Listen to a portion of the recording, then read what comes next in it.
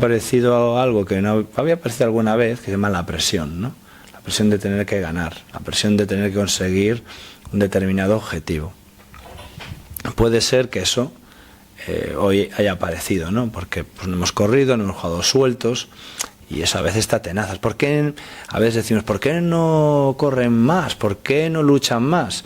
¿Es por falta de actitud? No, a veces te bloqueas porque la tensión te puede y te quedas paralizado. Y hoy, evidentemente no se puede generalizar en todos ni en todo el partido, pero ha aparecido un poco. Tenemos jugadores que es de las primeras veces que está en una situación como esta. Entonces es normal que la presión les cueste gestionarla, ¿no?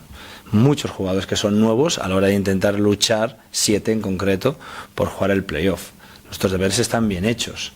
Entonces primero debemos entender todos que no es un deber para nosotros jugar el playoff, no, es una ambición, queremos ser muy competitivos. Entonces, en vez de ser un deber, unos deberes que tenemos que cumplir, debemos hacer entender, cada uno, que lo que tenemos que ser es muy competitivos primero.